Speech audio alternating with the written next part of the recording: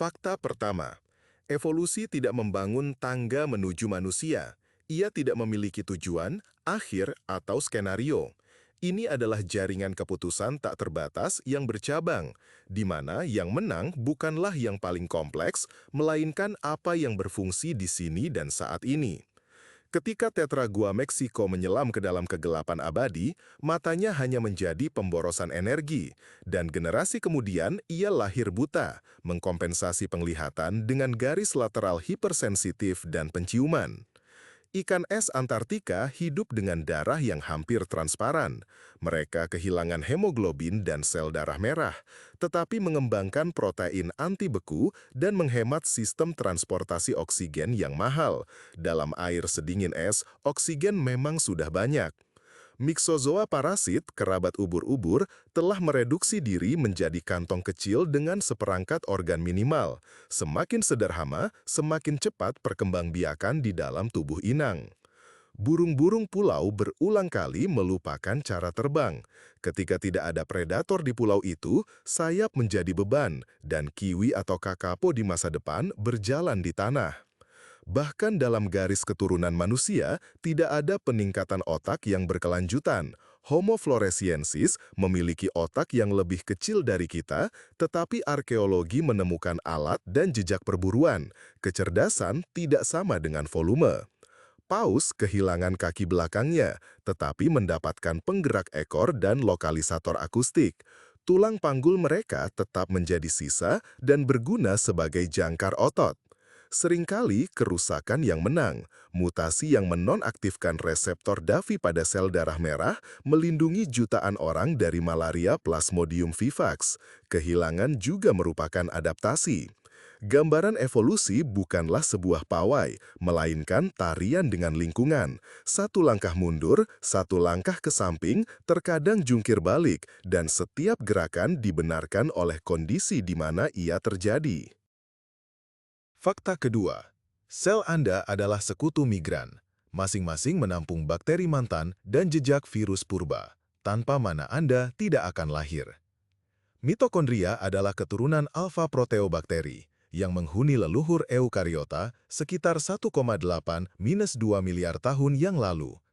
Mereka memiliki DNA melingkar sendiri, ribosom bakteri, dan membran ganda, seperti tamu yang pernah tertelan.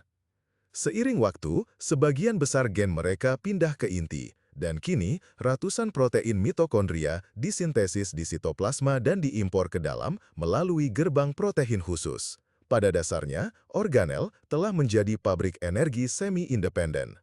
Hal yang sama terjadi pada kloroplas tumbuhan. Ini adalah sianobakteri yang dijinakan. Dan pada beberapa alga, kloroplas bahkan memiliki 4 membran, jejak dari pencernaan sekunder eukariota fotosintetik yang sudah ada. Namun, aturan ini tidak mutlak. Ditemukan organisme bersel tunggal monoserkomonoides yang sama sekali tidak memiliki mitokondria. Ia telah membangun jalur memutar untuk reaksi kritis dan hidup tanpa simbion energi. Proporsi DNA virus dalam genom manusia sekitar 8%. Ini adalah sisa-sisa retrovirus yang pernah menginfeksi leluhur kita dan menetap selamanya. Salah satu hadiah ini adalah protein keluarga sinsitin, selubung virus mantan yang sekarang menyatukan sel trophoblas dan membantu membentuk plasenta pada mamalia. Bahkan, kekebalan adaptif yang mampu meninjau jutaan varian antibodi menurut data evolusi molekuler muncul dari elemen genetik bergerak yang dijinakan menjadi enzim RAG. Kita secara harfiah adalah kimera. Dalam diri kita terdengar suara bakteri dan virus. Dan justru kesepakatan purba merekalah yang menciptakan kompleksitas yang kita sebut manusia. Fakta ketiga, evolusi bukanlah insinyur dengan cetak biru yang bersih, melainkan seorang tukang reparasi yang memperbaiki saat berjalan dengan apa yang ada di tangan, dan karena itu meninggalkan kompromi-kompromi aneh pada diri kita. Saraf laryngeus rekuren yang terkenal pada mamalia seharusnya berjalan dari otak ke laring dalam garis lurus, tetapi ia membuat lingkaran di bawah arkus aorta, warisan anatomi ikan yang pada leher jerapah menjadi jarak tempuh kabel saraf yang tidak masuk akal. Saluran pernafasan dan pencernaan kita bersilangan sedemikian rupa sehingga kita adalah satu-satunya mamalia besar yang secara teratur tersedak. Harga dari laringe yang diturunkan yang memberi kita rentang suara untuk ucapan yang terartikulasi. Mata vertebrata dirakit secara terbalik. Sel-sel peka cahaya melihat menjauhi cahaya, kabel saraf melewati bagian atas membentuk titik buta. Pada gurita, optik dipasang lebih rasional, reseptor menghadap cahaya, dan tidak ada titik buta. Gaya berjalan bipedal adalah keuntungan dalam penghematan energi dan pandangan, tetapi dilema kebidanan membuat persalinan lebih berbahaya. Panggul sempit untuk gaya berjalan dan kepala bayi besar untuk otak. Dari sini, ketidakberdayaan bayi baru lahir yang berkepanjangan dan perlunya budaya perawatan. Seleksi penyeimbang juga meninggalkan bekas luka. Alel hemoglobin S dalam heterozigot melindungi dari malaria tropis, tetapi dalam dosis ganda menyebabkan anemia sel sabit. Darah membeku cukup cepat untuk menyelamatkan kita dari pendarahan, tetapi mekanisme yang sama ini membuat kita rentan terhadap trombosis dan stroke. Perbaikan yang terlalu kuat membunuh. Usus buntu lama dianggap berlebihan, tetapi ternyata menjadi area jaringan kekebalan dan kemungkinan besar cadangan mikrobiota. Namun, peradangannya masih memerlukan pisau bedah. Evolusi tidak mengoptimalkan secara umum, ia menambal secara lokal dan tepat waktu, dan oleh karena itu, manusia bukanlah puncak, melainkan museum berjalan dari solusi jalan pintas yang berhasil masing-masing dengan harga spesifik dalam kerentanan dan risiko. Usus buntu lama dianggap berlebihan, tetapi ternyata menjadi area jaringan kekebalan dan kemungkinan besar cadangan mikrobiota. Namun, peradangannya masih memerlukan pisau bedah. Evolusi tidak mengoptimalkan secara keseluruhan.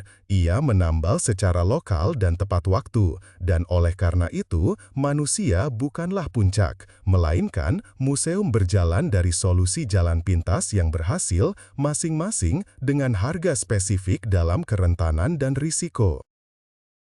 Fakta keempat, evolusi bisa cepat. Begitu cepatnya sehingga terlihat dalam jangka waktu manusia, dan ini mematahkan citra umum jutaan tahun atau tidak sama sekali. Di Galapagos, ahli ornitologi Peter dan Rosemary Grant selama puluhan tahun mengamati bagaimana paruh burung pipit berubah secara harfiah dalam beberapa musim. Kekeringan tahun 1977 memilih burung dengan paruh kuat untuk biji keras. El Niño berikutnya memilih yang dengan paruh lebih halus dan ukuran rata-rata berfluktuasi mengikuti cuaca. Di Inggris, jelaga industri mewarnai ngengat Biston betungaria menjadi hitam. Ngengat gelap bertahan hidup di batang pohon yang menghitam, dan setelah pembersihan udara, bentuk terang kembali dalam beberapa dekade. Di Laut Adriatik, di pulau kecil Pot Mercaru, kadal podarsis yang dipindahkan memperoleh katup di usus dan kepala yang lebih besar dalam beberapa dekade. Peralihan ke makanan nabati memerlukan perombakan saluran pencernaan dan gigitan. Di kereta bawah tanah London, munculnya nyamuknya sendiri.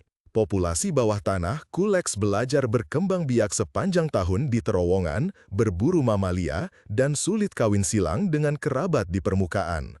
Isolasi yang baru muncul tepat di bawah kaki kita. Ikan Gasterosteus saat berpindah dari laut ke danau air tawar berulang kali kehilangan baju zirah tulangnya selama puluhan generasi. Mutasi pada gen pengatur kunci dengan cepat mengubah baju zirah ketika pemangsa lebih sedikit dan kalsium juga lebih sedikit.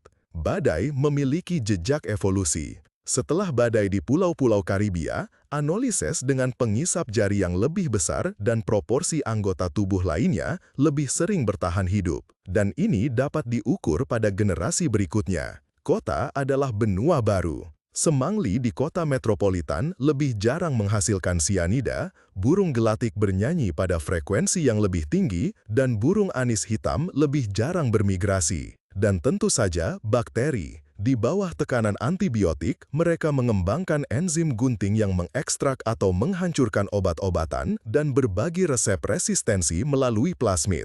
Evolusi bukanlah masa lalu di museum. Ini adalah proses yang saat ini sedang menulis berita di taman di luar jendela dan di kotak P3K Anda. Fakta kelima, alam terkadang memilih bukan kelangsungan hidup, melainkan godaan. Dan ini membalikkan logika. Seleksi seksual dapat mendorong ciri-ciri ke arah kemewahan yang absurd atau ekstrim yang berisiko jika memberikan keuntungan dalam perkawinan. Ekor merak adalah klasik, berat, terlihat oleh predator, dan membutuhkan sumber daya. Tetapi fakta bahwa pejantan berhasil membawa antena seperti itu dan tidak mati berfungsi sebagai sinyal kualitas yang jujur, prinsip handicap Amos Zahavi. Pada rusa Irlandia, menurut perkiraan ahli paleontologi, bentangan tanduknya mencapai 2 meter. Ini adalah senjata sekaligus pajangan, bukan kesalahan alam, seperti yang biasa ditulis di buku-buku lama.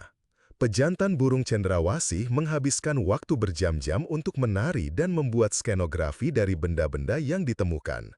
Pejantan burung tukang membangun instalasi dari buah beri dan benda berkilau, meratakan perspektif agar tampak lebih besar secara visual. Teater murni, di balik itu ada seleksi betina. Pada lalat bermata tangkai, betina lebih menyukai tangkai yang lebih panjang, dan keinginan ini berpindah ke geometri wajah spesies tersebut. Ada juga dunia terbalik. Pada kuda laut dan ikan jarum, kehamilan adalah milik jantan, dan di sana betina merayu dengan lebih cerah dan agresif karena sumber daya yang terbatas adalah jantan dengan inkubator. Di dalam tubuh terjadi perlombaan kedua, perlombaan sperma. Pada spesies dengan persaingan pejantan, testis relatif lebih besar dibandingkan tubuh. Pada simpanse, jauh lebih besar daripada gorila dengan sistem harem. Seleksi seksual menjelaskan keanehan kita, kecerahan, suara, demonstrasi status, semua yang tidak membantu untuk melarikan diri atau mencari makan, tetapi membantu untuk diperhatikan dan dipilih. Fakta keenam, evolusi gemar mengulang solusi yang berhasil berulang kali, dan di berbagai lini, konvergensi menunjukkan bahwa kehidupan memiliki rumus favorit yang dicapainya melalui berbagai jalan. Mata kamera gurita dan manusia serupa seperti dua proyek dari insinyur yang sama, lensa, iris, retina, hanya saja pada cephalopoda reseptor menghadap cahaya dan tidak ada bintik buta, fungsi yang sama, pemasangan yang berbeda. Ekolokasi pada kelelawar dan paus bergigi muncul secara independen, tetapi pada gen protein pendengaran mereka, prestin, ditemukan penyesuaian serupa, rima molekuler dari berbagai asal. Protein anti beku pada Notothenia antarctica dan kod Arktik muncul secara terpisah dan dari sumber yang berbeda, tetapi melakukan trik yang sama, mencegah kristal es tumbuh dalam darah. Kaktus Amerika dan Euphorbia afrika adalah dua kaktus berduri tanpa kekerabatan dekat, batang sukulen, daun tereduksi, pengait, arsitektur gurun yang diciptakan alam dua kali. Demikian pula, berbagai krustasea mengalami krustasisasi dengan cabang evolusi terpisah yang berulang kali mencapai badan berbentuk kepiting dengan karapas lebar, sasis yang nyaman untuk dasar laut. Organ listrik pada ikan muncul berkali-kali untuk navigasi di air keruh atau untuk berburu, satu solusi pada platform yang berbeda. Pada manusia, toleransi susu pada usia dewasa bukanlah satu kunci mutasi tunggal, melainkan beberapa yang independen di Eropa dan Afrika dengan efek yang sama. Di dataran tinggi, orang Tibet, Andes, dan Ethiopia menunjukkan jalur genetik yang berbeda menuju tujuan yang sama, hidup di tempat oksigen langka. Konvergensi menghancurkan ilusi kesewenang-wenangan, lingkungan, seperti sutradara, mendorong skenario menuju klimaks yang serupa, dan di berbagai babak drama, kita melihat adegan yang sama dimainkan oleh aktor yang berbeda. Mitos yang umum beredar adalah, manusia berasal dari kera, jadi kera adalah versi kita yang belum berkembang. Gambaran ilmiahnya berbeda dan jauh lebih menarik. Manusia dan kera modern adalah cabang sepupu yang berpisah dari nenek moyang yang sama jutaan tahun yang lalu, diperkirakan sekitar 6 hingga 7 juta tahun. Simpanse bukanlah masa lalu, melainkan makhluk sezaman seperti kita yang beradaptasi dengan ceruknya sendiri. Mereka memiliki mosaik adaptasi uniknya sendiri, mulai dari struktur tangan hingga dinamika sosial. Dalam garis keturunan Homo, catatan paleontologis meninggalkan tahapan yang dapat dikenali. Hominin awal dengan campuran ciri-ciri kuno dan manusiawi, postur bipedal, panggul yang berubah, masa kanak-kanak yang panjang, dan otak yang berkembang. Oleh Lucy dari Australopithecus afarensis sudah menunjukkan bipedalisme yang mantap meskipun memiliki tinggi dan tulang belikat seperti kera. Sementara Homo erectus yang kemudian menyebar jauh melampaui Afrika. Bentuk-bentuk perantara berlimpah, begitu banyak sehingga perdebatan bukan lagi tentang fakta transisi, tetapi tentang di mana tepatnya batas-batas taksonomi harus ditarik. Genetika memberikan konfirmasi yang kuat. Manusia memiliki 46 kromosom, simpanse 48, dan kromosom manusia nomor 2 membawa jejak penggabungan dua kromosom leluhur yang kuno, dengan pengulangan seperti telomer di tengah dan set ganda penanda sentromer. Anatomi kita juga menyimpan memori. Tulang ekor adalah sisa ekor, merinding adalah getaran dari bulu purba. Bayi memiliki refleks menggenggam pada kaki dan tangan, seolah-olah jari-jari mereka mencari cabang.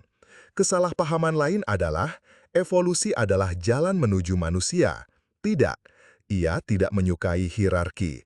Hominin hanyalah salah satu dari banyak garis keturunan, dan jika kondisi berbeda terjadi, tangan bisa saja dimiliki oleh gagak atau gurita.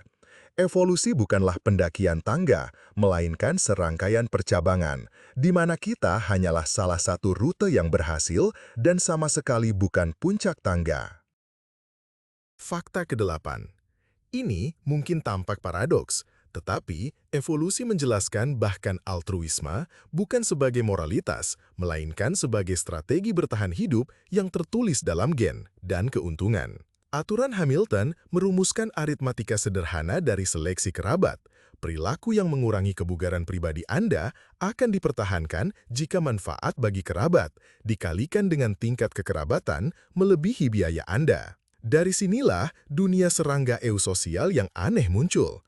Lebah pekerja steril, tetapi kedekatan genetik mereka dengan saudara perempuan tinggi, dan investasi pada ratu adalah investasi pada salinan gen mereka sendiri. Pada saat yang sama, sistem ini tidak universal. Semut dan rayap menunjukkan bahwa superkooperasi juga dapat dicapai melalui jalur lain, seperti ekologi sarang dan pertahanan keturunan. Ada juga altruisme timbal balik. Kelelawar vampir berbagi darah yang dimuntahkan dengan mereka yang tidak makan hari ini.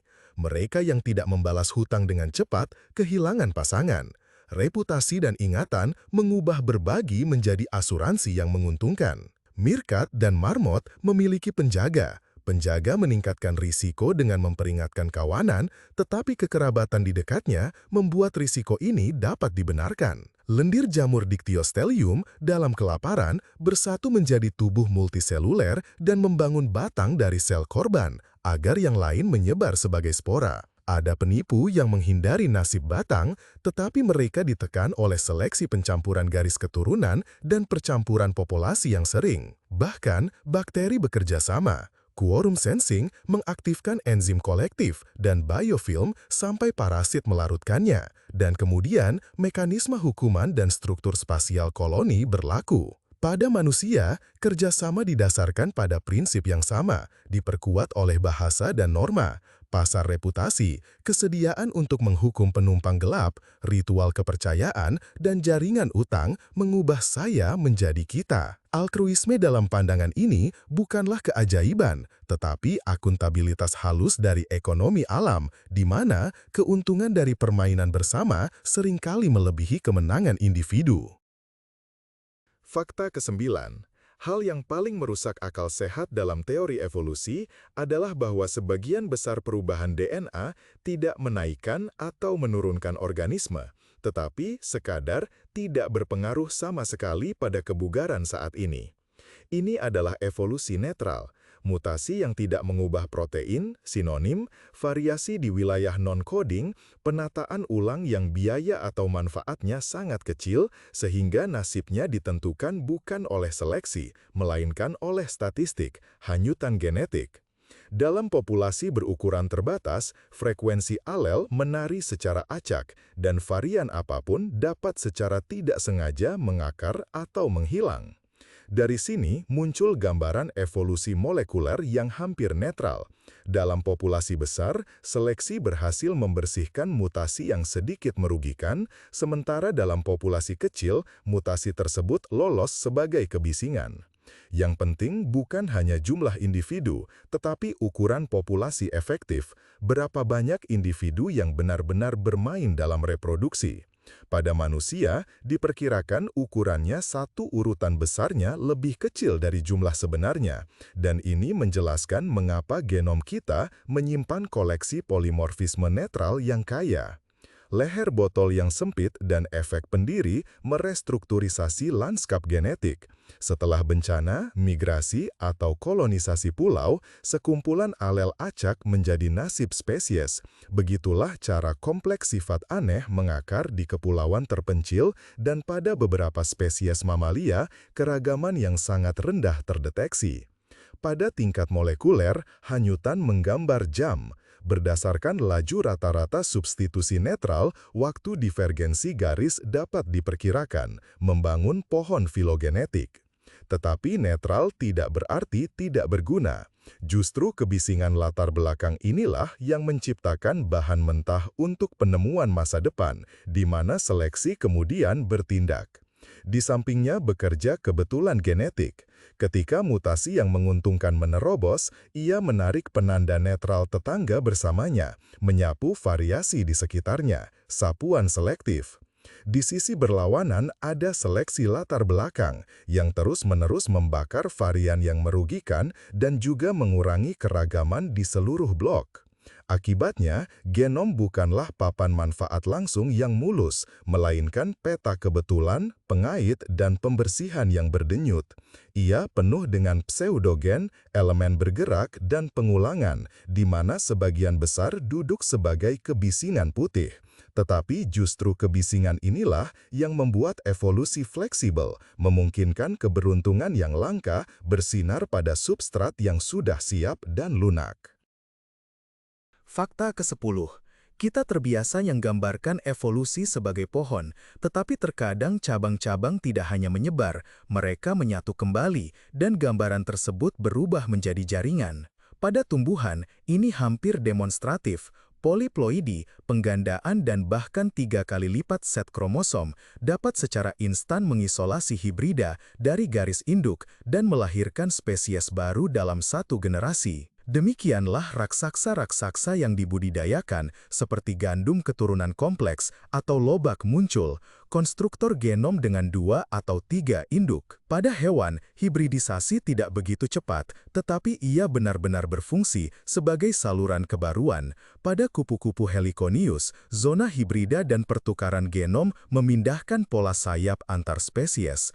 Pada anjing Amerika, introgresi antara koyote dan serigala telah lama dijelaskan, membentuk populasi hibrida dengan kumpulan perilaku baru. Bahkan pada manusia, genom kita menyimpan jejak pertukaran masa lalu. Sebagian kecil DNA Neandertal ada pada sebagian besar populasi non-Afrika, dan pada penduduk dataran tinggi Tibet, pengatur kunci respons hipoksia berasal dari data genetik dari garis Denisova kuno, contoh introgresi adaptif, di mana gen asing membantu bertahan hidup di ketinggian. Di dunia mikroba, situasinya bahkan lebih radikal. Transfer gen horizontal melalui plasmid, virus, dan DNA telanjang membuat evolusi bakteri mirip bukan pohon, tetapi manajemen kabel pusat data, di mana modul fungsi dilemparkan antar spesies. Begitulah cara enzim resistensi antibiotik atau trik metabolisme menyebar. Terkadang, bahkan hewan menangkap gen asing. Ada contoh transfer dari jamur ke kutu aun yang memberi mereka cara untuk mensintesis karotenoid, atau dari bakteri ke nematoda parasit, gudang senjata enzim untuk menghancurkan dinding sel tumbuhan. Spesifikasi dalam pandangan ini bukanlah garis depan murni, melainkan dinamika keseimbangan antara divergensi dan percampuran. Ada kontinuum, cincin dan zona hibrida, di mana spesies juga merupakan geografi aliran gen. Gagasan ini mengejutkan karena menghancurkan citra kotak tertutup. Evolusi juga merupakan perdagangan cetak biru, di mana modul yang berhasil dapat melintasi batas dan segera menjadi bahan bakar untuk putaran keragaman berikutnya.